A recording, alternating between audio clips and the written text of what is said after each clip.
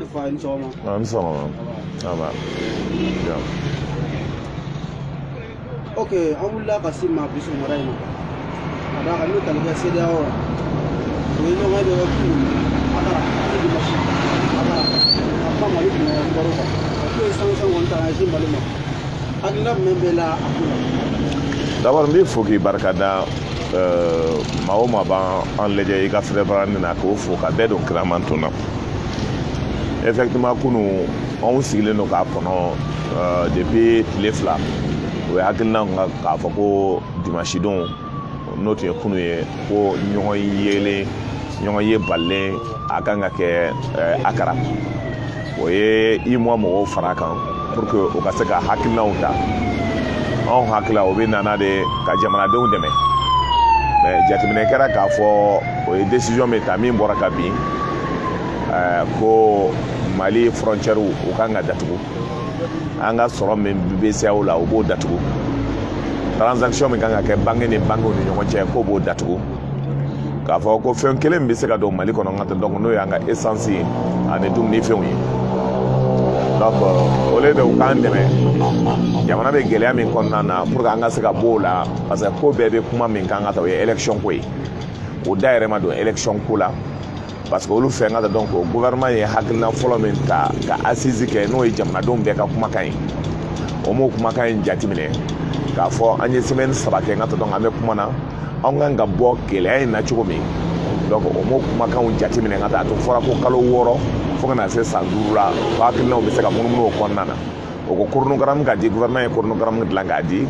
o ye Jonathan bila ka na mercredi don ani Jonathan kumana ka hakilinataw fɔ n ka taa donc o ka sɔrɔ k'o ta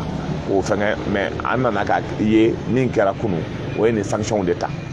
min bɛ gɛlɛya kuma fɔ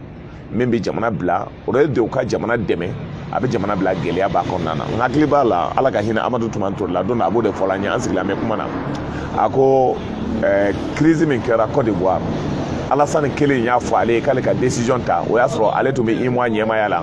pour que baara ka se ka kɛ n ka donc pour que IMOA ka se ka don nin gɛlɛya in kɔnɔna na ale ko IMOA ma dabɔ politique ko kama IMOA dabɔra min na jamanadenw ka nafolo ka se ka taa ka segin kɛ IMOA dabɔra min kama ka jamanadenw kala ɲɔgɔn na pour que sɔrɔ ka se ka kɛ IMOA dilanna o de la mais IMOA k'a fɔ k'a bɛ taa politique kɛ comme il y a eu l'irresponsabilité du président burkinabé, il a été incapable donc, de s'assumer. Pas un bon burkinabé, mais c'est décevant parce que ce n'est pas un bon moussi. Mais parce que pour moi, les moussis sont déterminés, engagés, ils sont patriotes. Mais je ne sais pas ça c'est quel genre de moussi qu'il est. Donc il a voulu prendre des responsabilités face à l'histoire pour impliquer Katlaka IMOA dans la politique là. Que une décision l'anglais tanga ta jamana contre la parce que pour nous ngata donc mali be position na otunga ka munde ke otunga ka hakilina ta mali be de chodi pour nga bonne crise na bi kan frontière ndatugo coronavirus be chogo me bi kunu yere drone e jatemne kala mali est plus de ngata donc 1000 contagions soro donc o gelea membe ka fo circulation ti se ka ke chogo mi soro ti se ka tanya fe chogo mi coronavirus gelea am tan ka tla ka insécurité ta ka da on ka fe on kele mbolo kuna ka ngata élection na or élection te fe ngata membe se ka fo nyana bo élection me ke de ni bara be kera ka ba ami gelea o gelela ni sira o ton jora joro la bien antécédé o ni yoroma parce que ni hakili jakabo ke o atete kele sira o de nana ka démissionnaire coup d'état kele ala o sira o kele ne nana Ibrahim Boubacar Keita ka waati la ko Ibrahim Boubacar ti démissionné donc ni yo ngata o ne ko fla ya kuma yi donc bara men be kela bi ama dabo ngata pour que CEDEAO jamana ka se ka tanye mais iba so fe men be hakilina min talendo a bara be kela pour que ka jamana segi ka segi ko pour que jamana kan se ka tanye nyefe donc o hakilina on de tale o fo bitla ka on menacer ka fo na man so sanction ma o be ngata ma o blaka na ngata kana gentimine mais o be nyina min ko o jamana na susuru ni fitino be jamana men kelen ka on lamini a be bora Mali de la parce qu'il y a seulement ça ana ça chamanta wolu tunte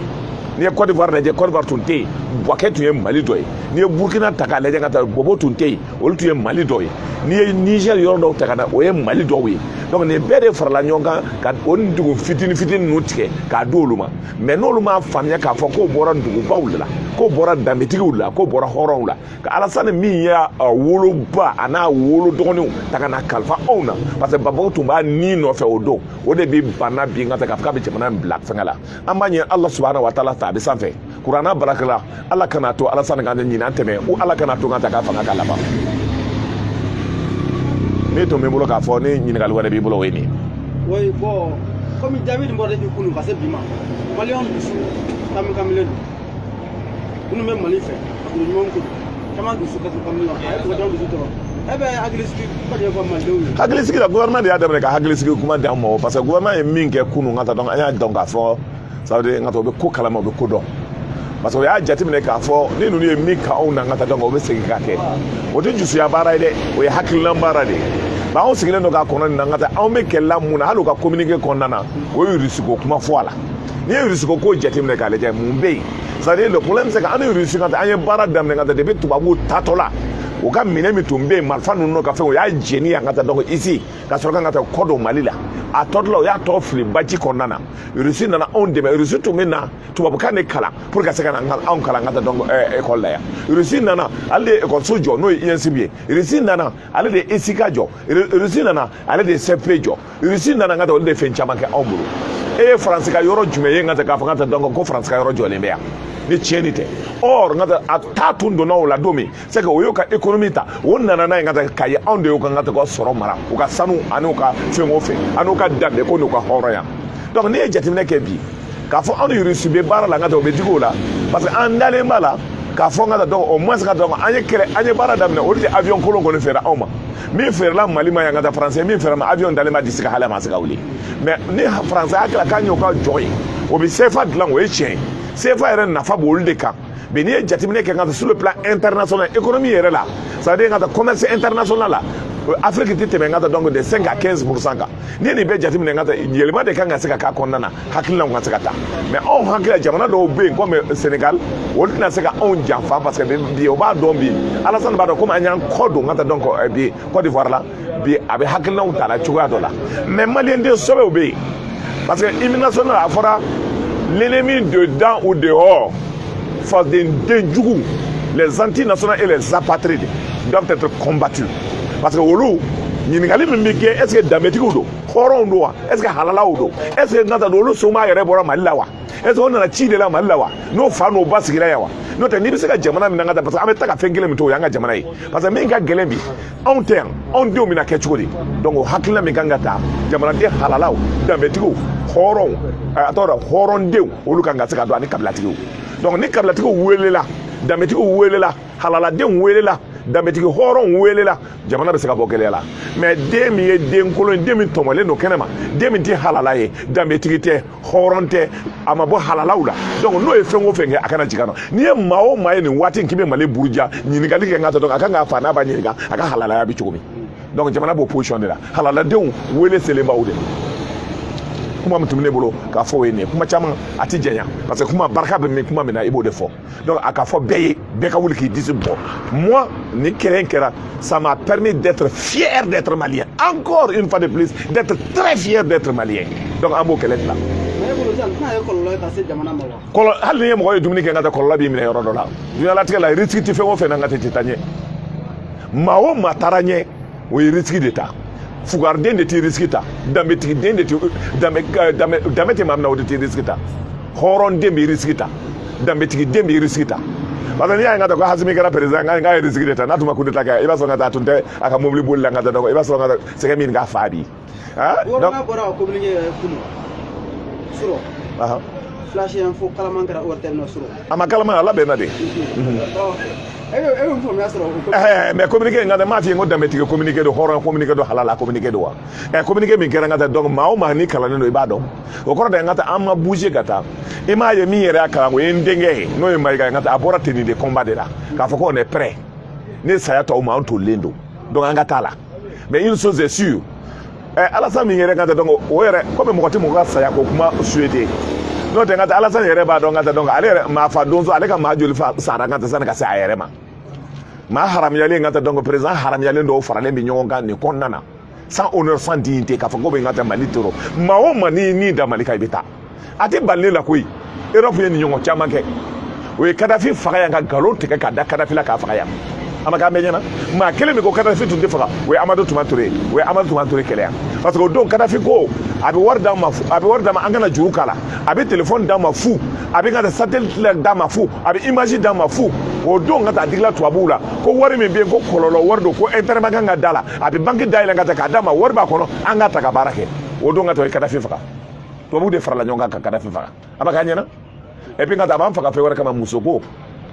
musoko kama parce que ko a bɔra ni Kadafi a bɔra ni Nicolas Sarkozy muso ye o y'o fara ɲɔgɔn kan o bɛɛ monde bɛɛ farala ɲɔgɔn kan k'a fa mais a ma kɛ fɛn wɛrɛ kama a k'a bɛ min kɛ a tun bɛ tubabuw tɔɔrɔ an y'a ye yan président wɛrɛ fagala yan pas de mensonges d'État ni États-Unis y'o kɛ par George Bush parce que a fa président min ka taa n'o Saddam ye ka taa o delila k'a fa humilier a ye fɛn bɛɛ kɛ ka nkalon tigɛ ka da n ka taa k'o tun bɛ fɛ ka n ka taa armée nucléaire kɛ n ka taa k'a ka yɔrɔ dɔ bombarder o taara faga n ka taa k'a faga selidon dɔ ka juru don a la n ka taa k'a pandu an bɛɛ ɲɛna a kɛra seliba dɔ don ye ne ye jateminɛ tuma dɔ la tiɲɛ tɛ fɔ nkalon de bɛ tigɛ ce qu'on appelle les raisons d'État pour ka se ka jamana ka taa donc annexer ou ka jamanaw kɛlɛ donc an bɛ yɔrɔ min bi an ko an b'an ka jamana de dilan an ko il faut des réformes an ko il faut des élections an ko il faut des découpages ni bɛɛ bɛ fara ɲɔgɔn kan ka taa a bɛ kɛ waati min kɔnɔ an bɛ sigi k'a lajɛ an ka bɔ a kɔnɔ élection min bɛ kɛ président min bɛ ta pour que a ka kɛ président fɛgɛ ye e ma jamanaden jugu dɔw ye k'an ka taa élection na hali n'an taara élection na bi olu bɛ se ka taa o fa bara o bɛ se ka taa o ba bara. kuma la surunya la ɲininkali surumani komi mɔgɔ caman sɔgɔ nana ka se ka tigɛ sisan i bɛ kuma dɛ an bɔra an bɛ se ka komi CEDEAO ka mankan ni kunba yɛrɛ ye an ka élection ko ye e yɛrɛ min faamuya sisan ko ka daminɛ kalo la san duuru la i bɛ fɛ ka mandat ko la sisan. mais n'a ko min o ma sɔn ka n ka taa kuma a ko yɛrɛ bɛ kan an bɛ olu de kɔnɔna kɛ n ka taa komi o y'a to yen n ka taa donc kuma fɔra n ka taa o ma fɛ fɛn fɔ a kɔnɔ an y'a dabɔ n ka taa donc a tun kan ka discuter k'a lajɛ dɔ bɛ se ka bɔ a la ka dɔ bɛ se ka fara a kan cogo bɛɛ ne yɛrɛ nun tɔgɔ n'i ye ne ɲininka san 2 bɛ se ka bɔli kɛ baara in ka se ka kɛ donc o la su ni tile an bɛ baara k'a kɔnɔna na pour que a ka se ka kɛ mais CEDEAO ma sɔn ka n ka taa donc a da don a ko la mais min b'o intéressé parce que bi problème b'anw ni Côte d'Ivoire ɲɔgɔn cɛ an y'an kɔ don ka taa Côte d'Ivoire la ka yɛlɛma Sénégal la donc o dɛsɛra ka ko Alassane na a b'a k'a b'a mago sa mais ale tɛ se k'a mago sa o mais n'i y'a ye ko sɔsɔli kɛra fɛn caman na olu yɛrɛ de ka taa sɔsɔli fɔlɔ kɛ o pour que jamana ka se ka taa position dɔ la n'o tɛ n'i ye jamana ko don ni Mali ko don ni intérêt ko don a fɔra an ka taa an kana don fɛn dɔw la mais bi olu de binnen b'o kɔnɔ i n'a fɔ bi ka taa donc disposition bɛ ta la k'a fɔ ko k'an suspendu disposition bɛ ta la k'a fɔ ko mɔgɔw kana don mais min don i y'a jateminɛ depuis kunu sɔrɔ faransi a fɔra o ka avion kana se an bara yan o ka avion kana se an bara yan Air France kan ka na a ma annulé yan an bɔra o la a fɔra Nations Unies mɔgɔw olu ka avion aussi an bɛna fɛn bɛɛ kɛ pour que n ka taa donc Nations Unies mɔgɔw.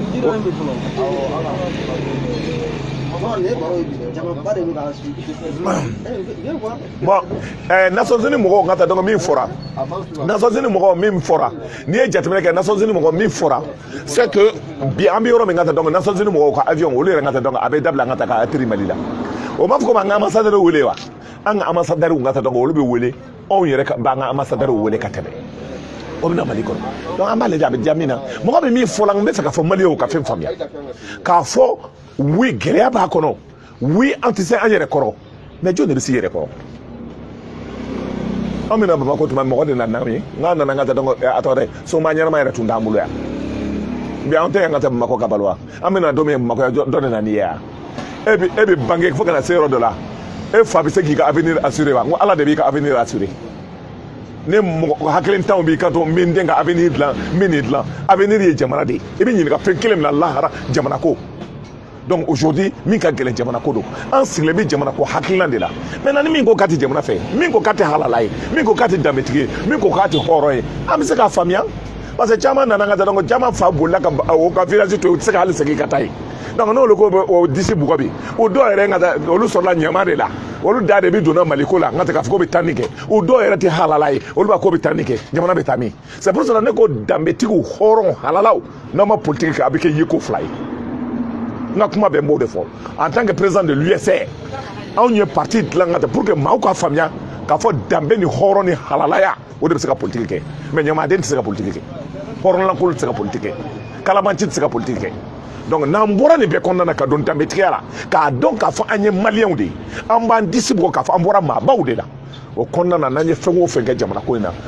non bɛ se ka bɔ a la c'est pour ça n b'a ɲini maliyɛn d'électeurs fɛ n b'a ɲini maliyɛn cɛ ani muso fɛ bɛɛ derrière la République. M'a fait derrière Assimi, derrière la République. Pour le moment, Hassim de Binyamaya, c'est derrière la République. Donc, nous, Kera, Djemanado, Amseka Bon, Amanga Dambe Kokumafo. Intale Mbora Kunasini, mission de la Dakar. Intale Doumini Nangata, donc Mbora Kajo. Donc, vous êtes malien, Ngamango, oui, vous êtes malien, Ninga délégation. Asinaka, vous faites la fierté de l'Afrique. Bi, le code ivoirien, Algérie. Nous, on a quelle nationalité? Ils disent je suis malien. Quand on est malien, ivoirien. Bi, quand on a malien, extra là. Nous, tu as fait donc on dit beaucoup malien, mais aujourd'hui, tout le monde est fier d'être africain. Malien 100%. Tout le monde se tape la poitrine. On est malien. Que la libération de l'Afrique va partir du Mali. Les autres qui ne veulent pas, qui veulent toujours caresser les petits blancs, caresser pour manger, mais ça donne où? Mais il faut mourir dans l'honneur et dans la dignité. C'est que nous avons dit, la population française, de l'Europe, de l'Afrique, tout le monde doit être solidaire pour le Mali, pour que le Mali soit condamné. Fengora faut t'aider. Ne me ba fiable, c'est que ngata donc ne tamancha. Et me ba le va so etamancha. Il va so ifatamancha, il va tamancha. Baby c'est que donne alama. Mais avant de retourner, nous sommes missionnaires sur terre. On doit être fiers de ce que nous faisons. Moi je suis malien, je suis fier d'être malien. Je suis Dogon, je suis fier d'être Dogon. Je suis Dogon, je suis fier d'être Kablatigi parce que Allah de Odia. Akana Kenya au Boulognienguya parce que nous Kablatigi. Wolti jamana haklinando minti dambe tigi wote haklinando be so fembe ma donc horonya na won dambe wote kalenga mbla kelela. OK yeme talega ashimi no ko nyala simi ko tay fandela fanya ma oh akabara munda me le fayna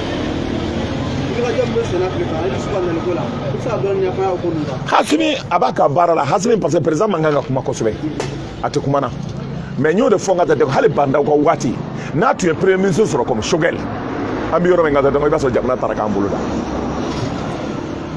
parce que président manganga kuma o mais mame ganga kuma o yaka premier ministre mais banda o ye premier ministre konsale ndendo soro ko wan hein donc o kele ina fako muso mamule ka blanga ta donc boroni ndo kono ngata soko na artu so ka parier ka rele ja so tronde la donc ma se ka funya na bo o de na ni banda o ye problème na ni banda o bina we asro nyafo bandawe ngo ni tura ni chei mole bebi ngo bata ni tefoyi mais odon ne malame mais ala ndaka kadina mais aujourd'hui Hasimi be baramina ce n'est pas parce que Hasimi ni mao ma blala ngata donc quelqu'un qui est intelligent abe baraka de ngata s'appuie sur les hommes politiques ndo be boka fanya ato aide to militaire unena ne ko ne ma delka militaire ne no fawde baraka ni ko fe ne no luma baraka dem se no ndewudo mi e ministre bi administration territoriale ndendo Sadio ndendo parce que nena o fawde baraka ni ko fe donc ni jetimne ko konnana barambikela c'est pas olu kama ambakela anga dambe na nga horonya de kama hallo tembi olu au contraire erreur do karola anya condamné hali ministre do be ngato yo ta chwa dola kamo neni o kara problème c'est pour ça nya fo be mon nabe fait jamana ka marché mo non ngolé no naba o grefa ya boala zama boala amba o kele parce que c'est pas parce que il y a Hasimi tonton il y a muso mi kade ki ba ka mala comme ibeka ya ken ya ka bikele c'est pas parce que Shogeli ni ko na ngolé no ambikele Anta Malikode, ni mi kademi ukata, mi kademi yakafo, ça c'est leur problème. Moi mon problème c'est le problème du Mali. Et je pense Mali. Je me souviens comme Mali, je me réveille Mali. Maintenant mi kademi yakafo parce qu'il y a quelque chose au Mali là. Tashibanti do benga to lubi do ya. Mo la kolo do bi do, al prophète do la faute raison moi. Moi je suis serein. OK. Oh même pas avec Ashimira Barao Alisa Baramu ni Ali Suba Fume. Obe mi fola ko risu na ani risu yo barada me ngata mena be bodo ani risu mais risu do be ngata problème to yo ani risu yo barada me ngata dans depuis longtemps mais risu ngata les premières coopérations ngata ani mi sur avion fola sur la Mali là c'est les Russes qui nous ont donné ani fait jamais sur c'est les Russes où est le problème ni risu be ngata où est le problème où yo be kungo ngata donc risu ka to risu kana to ngata donc ça veut dire on a des relations on est libre ça douterie mami kadi ngata ba la do ka duko maintenant maa min dafaralen no dɔɔni olu le b'a la ka ɲini k'a dɔn Russie nana yan mun na Russie ma na yan c'est pas votre problème n'i ye ɲɛmaaya ta an ka taa tu dois t'assumer donc an ka problème ye mun ye sécurité bɛ se ka na cogo jumɛn fagali bɛ dabila Bakassi cogo min fagali bɛ dabila Koro cogo min fagali bɛ dabila an ka taa donc nord la cogo min fagali dabila Kayi cogo min c'est ça notre problème maintenant fusugu n'i ma fara ka hali nɔnɔ kɛnɛ lajɛ cogoya dɔ la i bɛ finman sɔrɔ a kɔnɔ. maa mun ka yɔrɔ ye moti fanfɛla ye fagali jɛ bɛ dɔ bɔ la ou bien a bɛ cogo min na. bɛɛ ɲɛ b'a ka dɔɔnin bɔ la n'i ye dɔgɔnɔw ye n ka taa ko bɛ bɔ k'a fɔ ko Kasimi ka si kɛ fanga la ou ka san 5 kɛ o kɔrɔ de ye n ka taa a nɔgɔya la bi n'i bɔra Bankassi i bɛ bɔ Bandiagara i bɛ taa fɔ Koro ka taa donc i bɛ mɔgɔ bɔnnen sira kan sisan i bɛ taa cogo min i bɛ segin ka taa mɔgɔ tɛ s'i ma tile fila o ye taa tugu la hali n'o donna ji nɔfɛ o ji kɔrɔ o donna o nɔfɛ min taara kulu sanfɛ o donna o nɔfɛ e bɛ n ka taa rebelle bo ye hali a tɛ tɔmɔ ka ban donc ne bi an bɔra n ka taa olu dɛsɛra o bolila ka na fɔ Kayi fanfɛ ka taa k'a fɔ ko bɛna tiɲɛniw kɛ fɔ Sikaso fanfɛ ko bɛna tiɲɛniw kɛ ça veut dire gɛlɛya de sera o ma tubabuw t'o de fɛ an ye tubabu ye k'o image ye o bɛ jigin avion na n ka taa ka marifa di n ka taa donc siya dɔw ma n ka taa tu kɔnɔ bɛɛ y'a image ye donc Sogɛli y'a fɔ n ka taa donc ko b'o entraîner na tiɲɛ don o ma se ka bɔ k'a démenti maintenant problème ye min ye Français yɛrɛ y'i kanto a ambassadeur ko non ko n'i y'a ye nin ko min continuer na tan ko an bɛ fɛ ka siya dɔw bɛɛ faga a y'o hakili jigin a ko k'an bɛ fɛ ka Surakaw faga k'an bɛ fɛ ka Fulaw faga Sogɛli ko n ka taa ko jɔn y'o fɔ a ye a siranna a ye kuma minɛ donc n'olu hakilila ko bɛ dɔw protéger contre dɔw or Mali ka taa donc o y'an bɛɛ de ta ye c'est que nafiya don o bɛ min nɔfɛ ka taa jamana cili ko don mais jamana tɛ ci jamanaden halalaw danbetigiw hɔrɔnw a y'o tɛgɛ di ɲɔgɔn ma. politicien minnu bɛ mankanci la kɛrɛfɛ ɲɛ u bɛ frontière fanga élection taali février kɔfɛ la minnu b'o mankan ne bɛ mun f'u ye ladilikan na. fanga de binna u bolo i bɛ ka maa jasilen ninnu i bɛ ka maa jasilen ninnu fanga binna maa min bolo olu dɔn adamaden n'i jasila an ka taa donc i bɛ sɔn fɛn bɛɛ ma parce que jamana binna olu de bolo ka jamana to i bɛ ka de tun bɛ ɲɔgɔn fɛ donc pour moi ne tɛ maa jasilen ne t'o ka kuma jateminɛ i m'a ye o don o ye mɔgɔw labɔ ko meeting o kulela k'o da fara yɔrɔ bɛɛ ko n ka tɛ ko mɔgɔw bɛ bɔ maa min bɛɛ bɔra meeting la a tɛ tɛmɛ mɔgɔ 200 kan ni jasilenya baara tɛ o bɛ se ka kɛ maa jasilen dɔw yɛrɛ ko 30 maa jasilen ka baara e bɛ fɛ ne kan da don o la ne da tɛ don o la. ok e bɛ mun kumakan laban min fɔ k'a fɔ maliyɛnw bɛɛ ye n ka tɛ maa si tɛna an dɛmɛ an ka jamana in na n'anw yɛrɛ ma jɔ an ka wuli an ka jɔ an ka jamana bɔ gɛlɛya kɔnɔna na donc an bɛ bɛɛ fo ka bɛɛ barikada donc min bolo k'a fɔ nin ye o de ye mais danbetigiw hɔrɔn a ye kɛlɛ kɛ dɛ a ye don politique la n'an ma don politique la a bɛ kɛ yeko 2 ye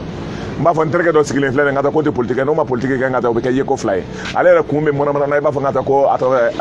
ko kɛlen bɛ cogo min donc n'a y'aw ban n ka taa donc ka politique kɛ maire laban bɛ aw kuntigɛ jɛ aw kuntigɛ n ka taa min jɛlen don o b'a suma k'a feere maa ma donc min don ala ka sababu ɲuman d'a ma ala ka jamana in basigi. dun kuma ɲɛna kuma n'a ka tigɛ sisan u yɛrɛ ɲɛ bɛ jama la mɔgɔ 300 ko de bɛ fɛ sa. an b'o fo k'o barikada an b'o fo k'a barikada donc an b'o fo k'o barikada ka bɛɛ fo n ka taa ka bɛɛ don kira matɔ na.